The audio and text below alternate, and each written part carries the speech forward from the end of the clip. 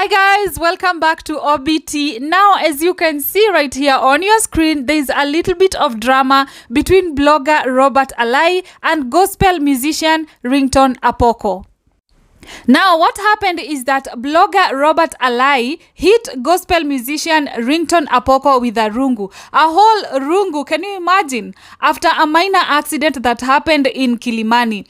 Alai's car, which is a Subaru model, rammed on Apoko's Range Rover, leading to the ugly spat and fight that is happening right here. So because they had a little accident, like a car hit the other and then a rungu came out. Oh my god, Nairobi, it's called Kanairo.